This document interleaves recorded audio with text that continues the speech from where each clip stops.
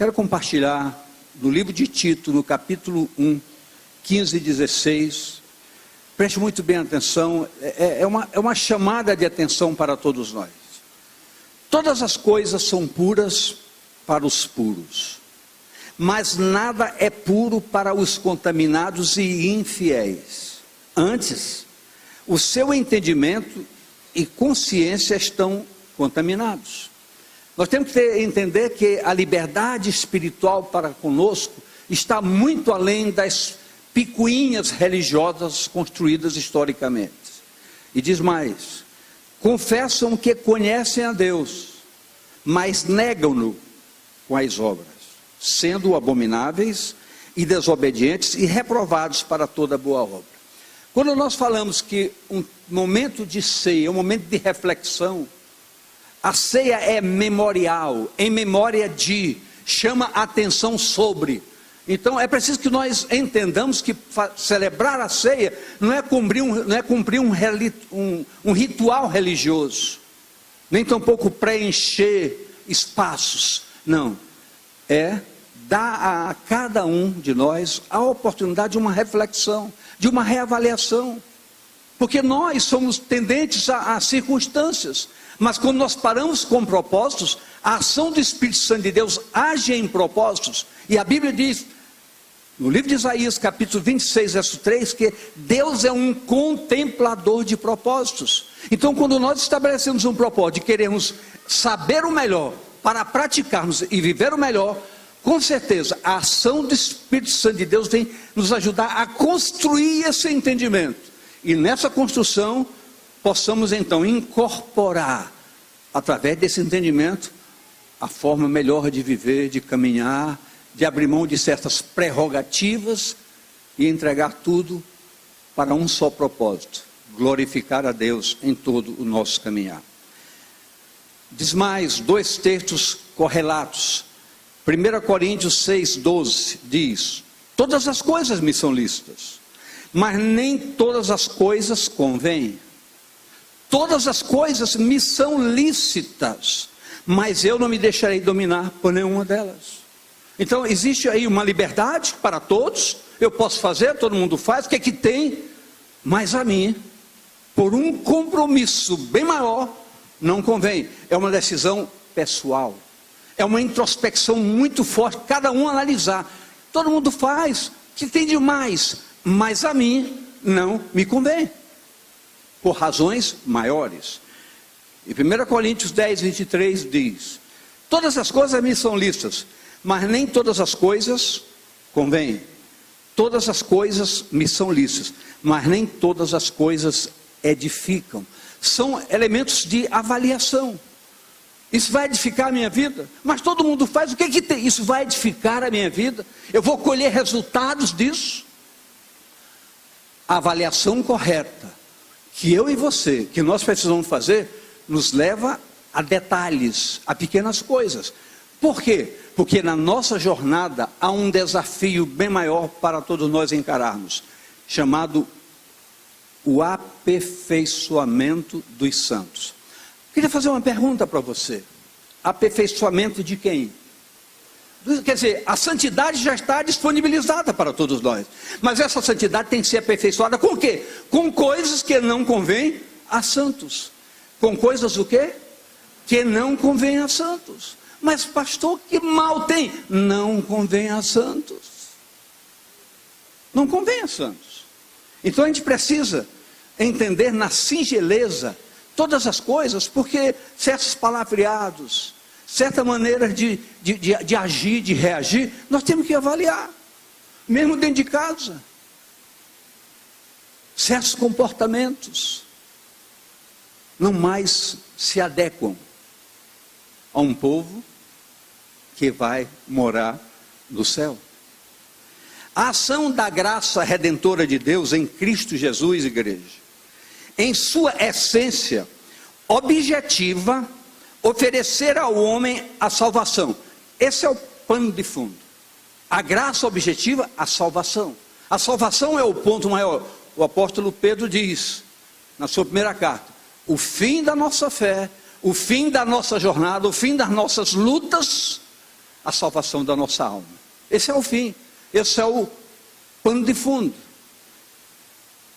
O que, em decorrência dessa salvação, através da ação do Espírito Santo de Deus, lhe permite um estilo de vida. Eu falei o que? Um estilo de vida.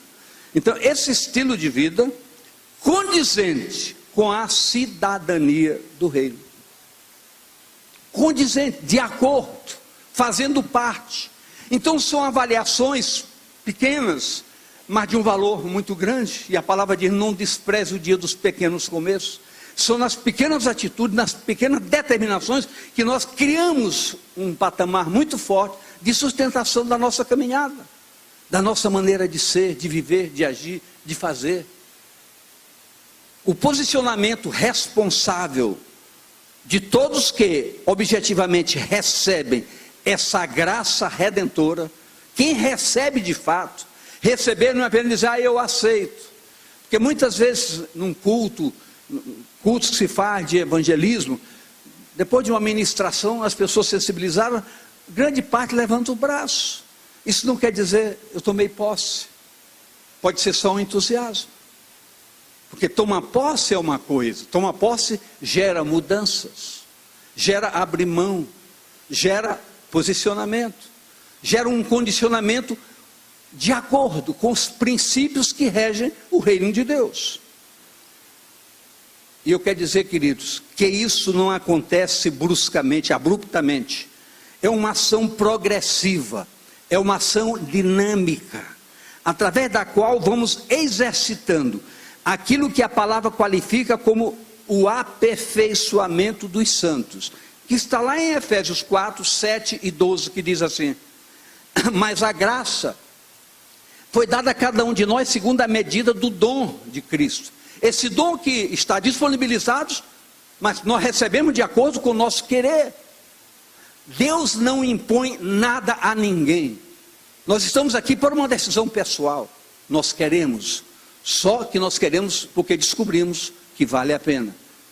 E diz mais o verso 12: querendo, em decorrência disso, o aperfeiçoamento dos santos para a obra do ministério, para edificação do corpo de Cristo, para edificar, para construir, para elevar a um nível maior, para fazer de uma igreja adoradora capaz de se relacionar com um Deus que para tantos está tão longe, mas para outros está bem perto.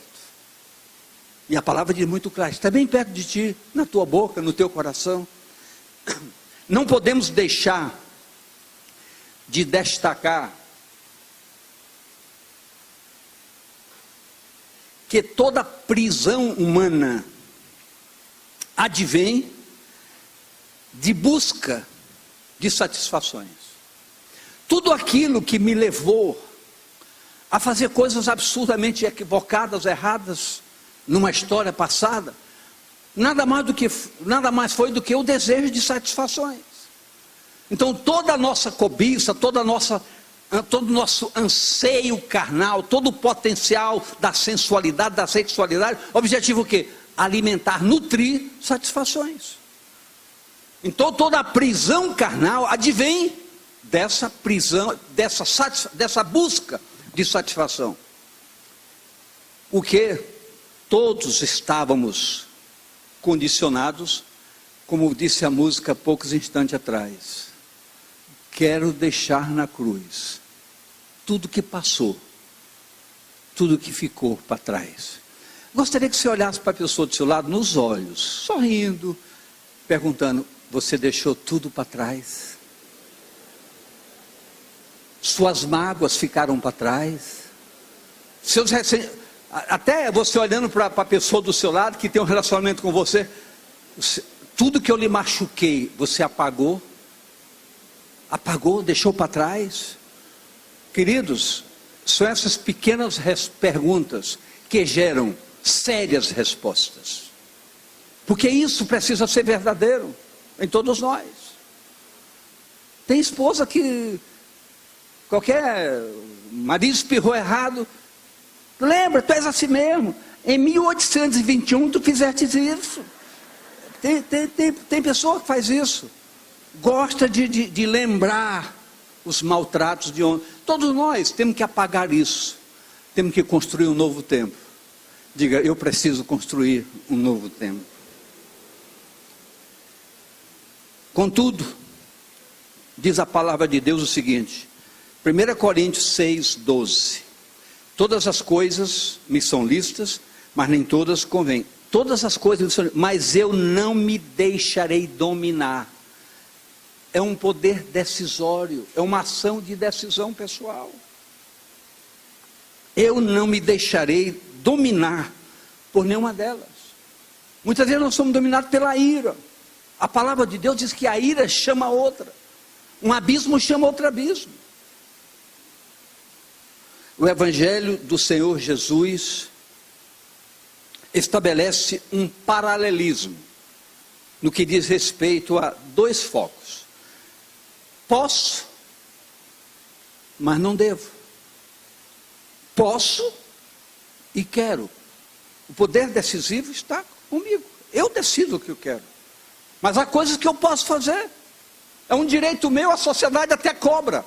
Mas não me convém. Não quero fazer. É uma decisão minha. Não quero fazer. Posso e quero. Verdadeiramente somos livres. Eu queria que você gravasse muito bem isso que eu vou dizer para você agora. Verdadeiramente somos livres para nossas escolhas. Diga, eu sou livre para as minhas escolhas. Mas grave o que você vai ouvir agora. Entretanto, precisamos da consciência sobre as consequências dessas escolhas. A minha decisão hoje pode ser o meu melhor de amanhã, mas pode ser o meu pior no amanhã. Por isso, reflexões sérias demandam decisões sérias, hoje, agora. Jesus foi enfático ao declarar em João 15, 5, ele foi enfático, categórico, decisivo, em João 5, 5, quando ele diz, 15, 5, eu sou a videira, vós as varas, quem está em mim e eu nele, este dá muito fruto, porque sem mim nada podeis fazer. A concepção equivocada de muitos é que a função geradora de vidas para a igreja é uma ação da capacidade intelectual, ou de ministrar o potencial que o pastor, que a liderança tem em trabalhar com a palavra para que ela se torne convincente através da ação do Espírito Santo. Amém. Mas o gerar é de cada um.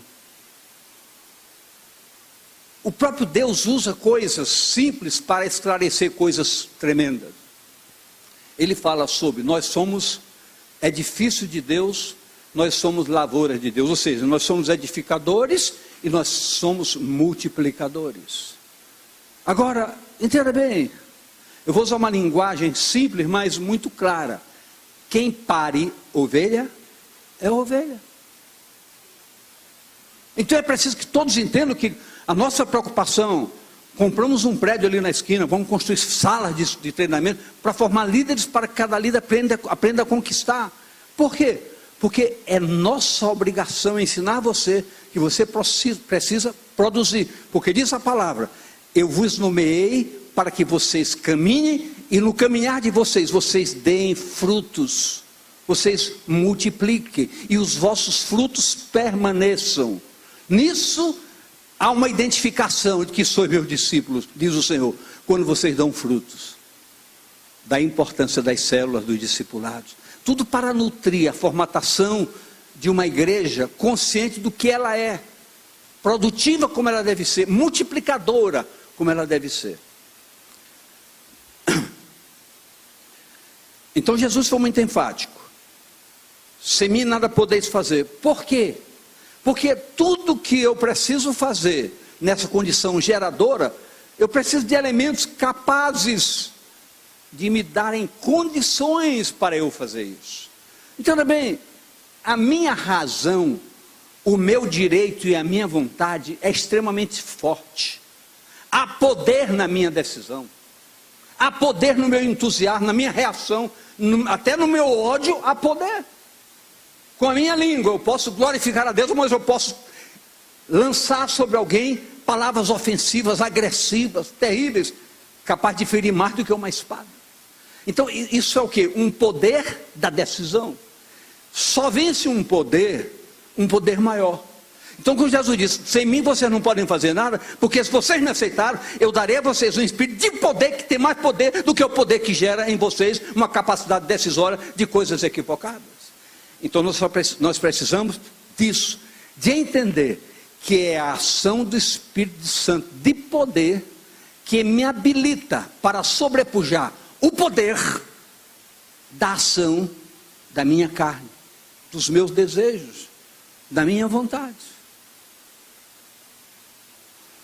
Você já deve ter ouvido isso. Mexa com tudo, mas não mexa na minha vontade. Nós éramos assim. Eu preciso dizer nós éramos, porque eu não posso profetizar nós somos. Nós éramos assim. Preste bem atenção. O forte da decisão advindo da graça de Deus em Cristo, diz Gálatas 5 e Filipenses 4. Gálatas 5:1 diz: estais, pois, firme na liberdade com que Cristo nos libertou. Essa liberdade adveio de quê? Exatamente dessa ação poderosa do alto, agindo contra essa ação poderosa das razões humanas. Firme na liberdade com que Cristo libertou, e não torneis a meter-vos debaixo do jugo da servidão. Não vos submetais mais às pressões que a carne exerce nas decisões, nos desejos e nas vontades. E 13, Filipenses 4:13. Posso todas as coisas. Preste bem atenção agora, olha, naquele que me fortalece, naquele que me dá força, poder para sobrepujar todos os desafios. Então a palavra, ela cobra, mas ela oferece. Ela dá todos os nutrientes necessários para que possamos construir esse perfil que se adeque à cidadania do reino.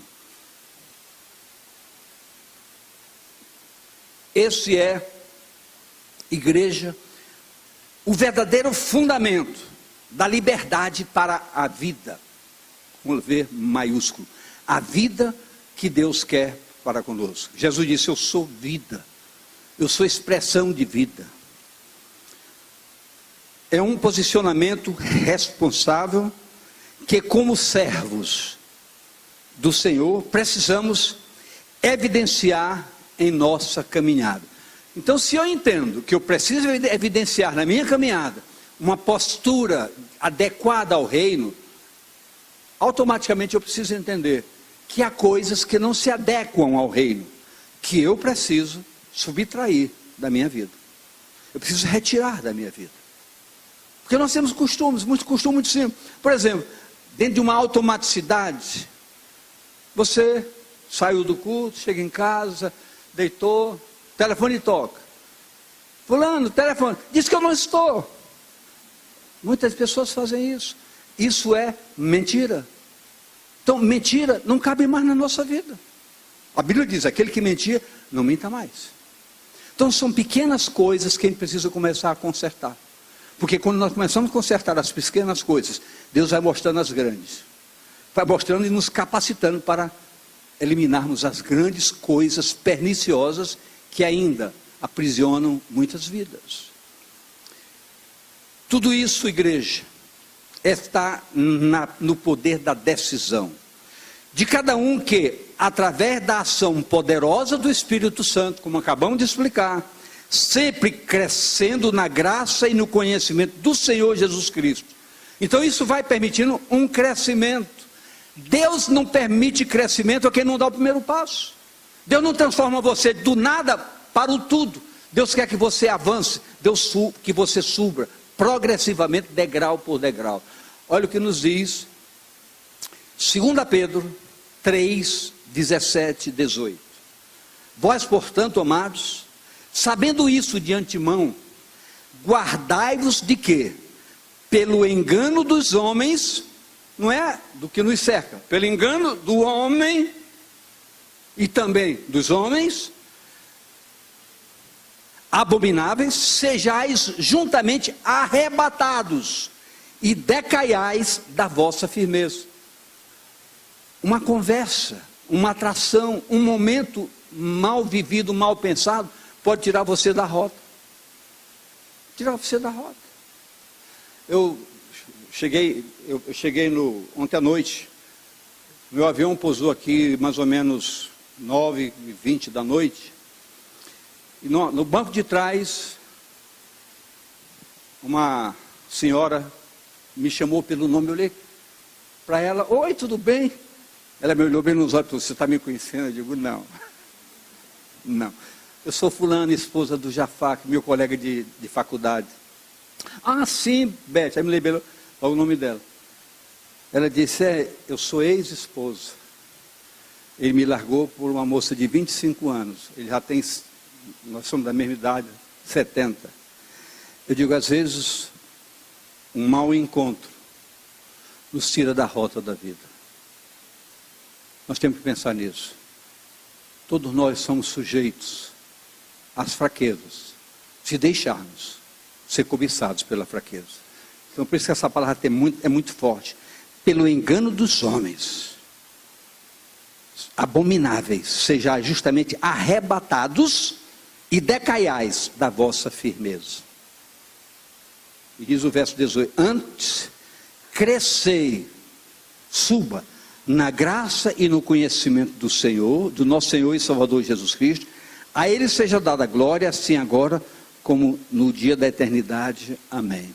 Então, antes, evolua, cresça, diga à pessoa do seu lado, você precisa crescer espiritualmente, é um desafio para todos nós, crescer.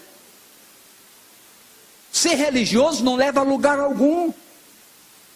Chegaram para Jesus e disseram, mas Senhor, em teu nome nós expulsamos os demônios, em teu nome dissemos maravilha, olha, pregamos a tua palavra como nunca. Ele disse, simplesmente eu não conheço vocês. Precisamos entender que o conhecimento gera evolução, gera progresso espiritual, gera passos firmes numa jornada edificadora. Jesus expôs categoricamente, vir após mim demanda negar-se. Negar-se está condicionado ao poder pessoal de fazer ou não fazer. O negar é um direito meu, é um direito seu. Mas Jesus foi muito claro, você quer vir após mim? Negue-se, abra a mão de você. Negar-se está condicionado a poder pessoal de fazer ou não fazer. É o desafio forte entre o efêmero e o eterno. O passageiro e o eterno. O momentâneo e o eterno. O imediatismo, igreja, ou satisfação momentânea, tem feito um estrago terrível na sociedade e na própria igreja. O imediatismo. Na própria igreja tem feito um estrago muito sério. Por um momento impensado, muitas vidas se afundaram.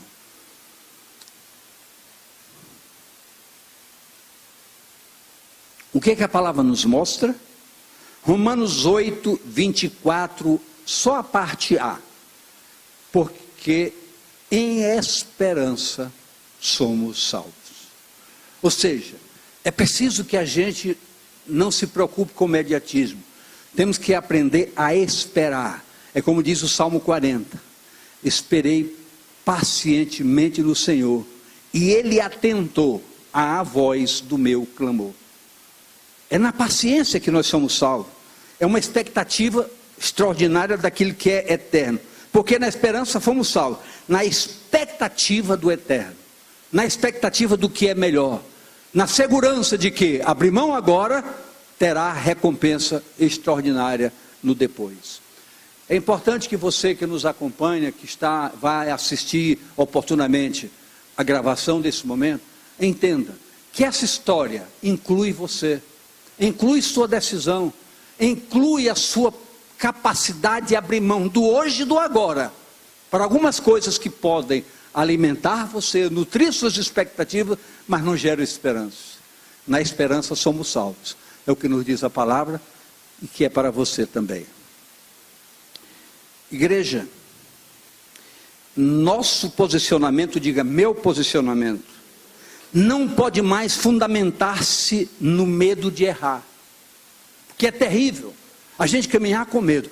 Será que eu vou desagradar? Isso é terrível, isso é uma prisão sem cela, sem grade. Nós temos que caminhar na segurança de, como livres, saber decidir o que convém a santos.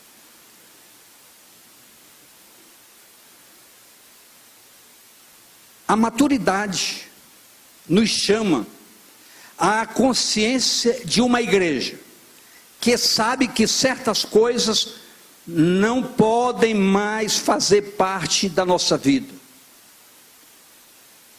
Nada mais pode fazer parte da nossa vida se não nos adequar a uma sensação interior de paz. Porque essa paz interior, ela arbitra decisões. Ela arbitra decisões. É preciso então que a gente ande na liberdade, sem medo, tranquilo, sabendo que o Espírito Santo de Deus, é como diz a palavra, uma voz aqui, outra aqui, dizendo, esse é o caminho, ande por ele. Quem tem comunhão com Deus, tem liberdade do Espírito, e o Espírito nos ensina todas as coisas, até vir aqui, dobra, não vai, salta, não dobra, não vai por esse caminho, vai por outro. Obediência nos livra de ciladas. A graça de Deus é um fator protetor para a nossa caminhada. Ele nos livra de ciladas, nos livra até de acidentes. E você às vezes nem consegue perceber.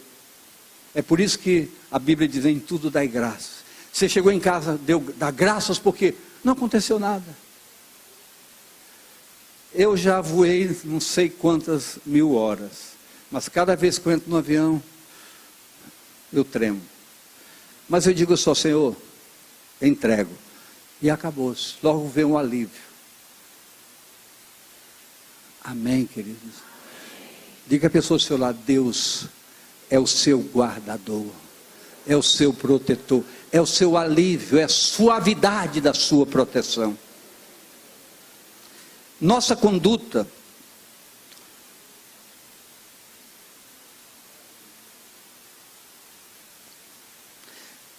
não nos é imposta.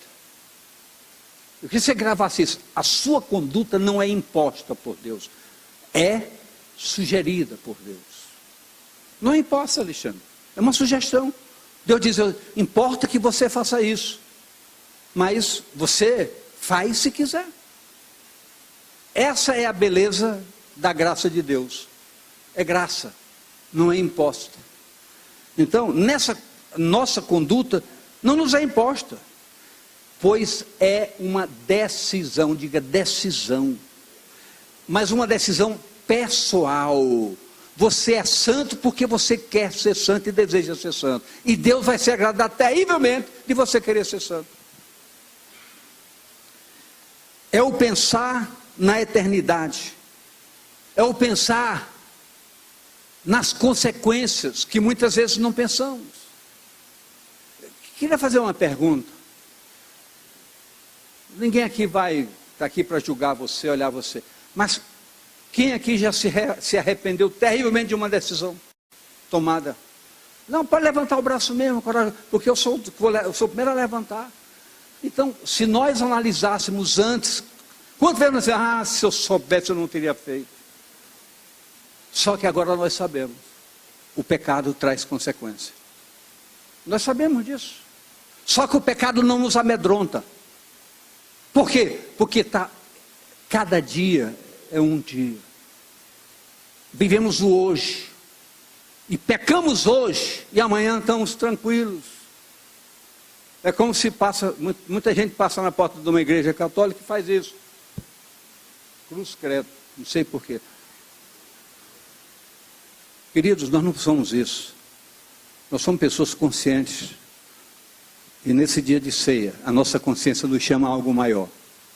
Reflexão. Diga à pessoa do seu lado, você precisa fazer reflexões muito fortes. É pensar na eternidade com o Pai. Eu citei ainda agora que Pedro fez isso. 1 Pedro 1,9 diz, 1 Pedro 1,9, alcançando o fim da vossa fé, a salvação da alma.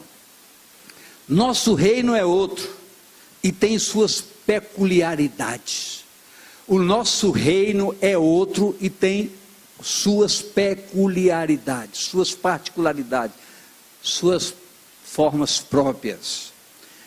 Em Colossenses 3:1, portanto, se já ressuscitaste com Cristo, por favor, leia comigo. Buscai as coisas que são de cima, onde Cristo está assentada à direita de Deus. Então a palavra diz, se você é um ressuscitado com Cristo, busque as coisas do alto. Por que que a palavra é enfática, grifa tudo isso? Sabe por quê, pastor Léo? Se você ressuscitou, seu reino é lá de cima, não é daqui. Então busque as coisas que são de lá. Mas você está aqui, Deus abençoar para a sua vida aqui ser extraordinariamente boa. Mas os seus pensamentos precisam convergir para o trono da graça. E a palavra diz, onde Cristo está assentado, onde Ele interfere, onde Ele intercede pelos servos, pelos santos. Se já forte ressuscitado juntamente com Ele, buscar as coisas lá do alto. Nessa caminhada, na caminhada da igreja cristã, escute bem isso, na minha caminhada, na sua caminhada, há lutas e desafios. Lutas e desafios. Se por um lado, Hebreus 10, 26, 27, preste bem, se por um lado, porque se pecarmos voluntariamente, depois de termos recebido o conhecimento da verdade, já não resta mais sacrifício pelos pecados. Preste bem atenção em algo. Nós sempre achamos que nada, Deus é bom. É verdade, Deus é bom, Deus não vai deixar de ser bom pelos seus equívocos. Mas não pense você que você faz a mesma coisa. Peca de novo.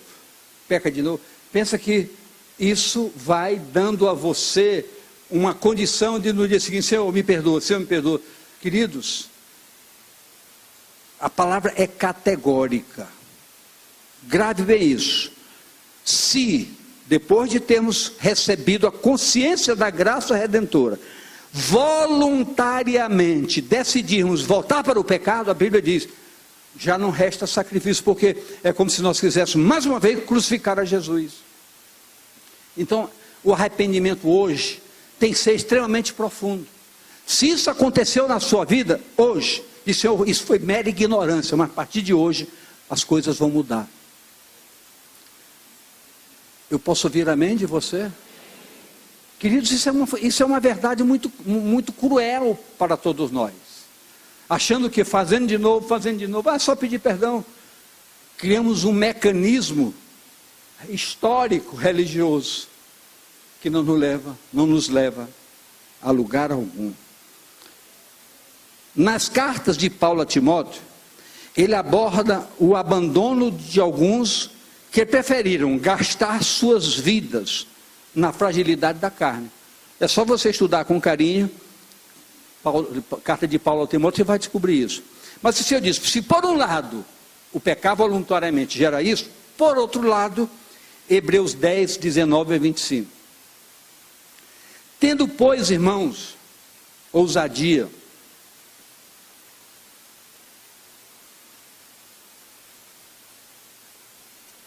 para entrar no santuário pelo sangue de Jesus, pelo novo e vivo caminho que Ele nos consagrou, pelo véu, isto é, pela sua carne.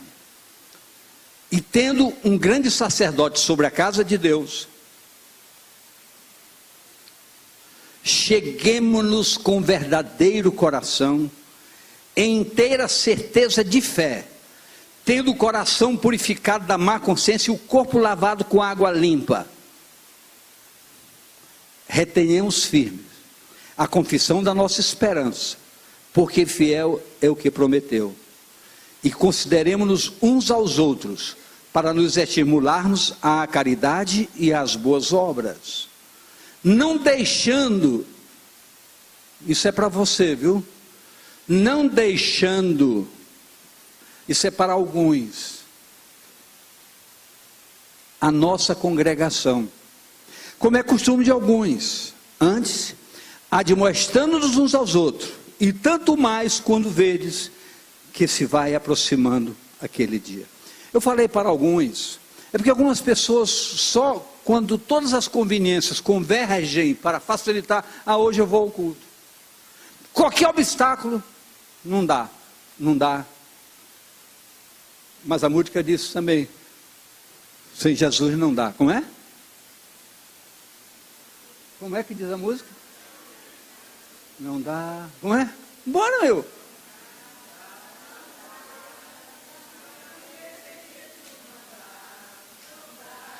Está vendo? Mas você diz, não dá por causa do tempo, não dá por causa do negócio, eu tenho que trabalhar hoje, eu tenho que fazer isso, eu tenho que estudar. Queridos, a Bíblia diz que há tempo para tudo. Há tempo para sair, há tempo para voltar, há tempo para ir, há tempo para não ir, há tempo para ficar, há tempo para não ficar. Há tempo para tudo. Então, se por um lado a consequência é dura, por outro lado a graça é maior. Um chamamento que devemos acatar com muita ousadia, entretanto, asseverando a confissão da nossa esperança, sem vacilar, pois quem fez a promessa é fiel. Queria que vocês colocassem de pé. Firmemos, portanto, os nossos passos, pois Ele há de completar em nossas vidas todas as maiores expectativas. Eu quero encerrar com Filipenses 1,6, que diz: tendo por certo isso mesmo, que aquele que em vós começou a boa obra, a aperfeiçoará até o dia de Jesus Cristo. Nessa confiança, nessa convicção, nessa sustentação de fé, você aprimora a caminhada e uma jornada, com certeza, de sucesso.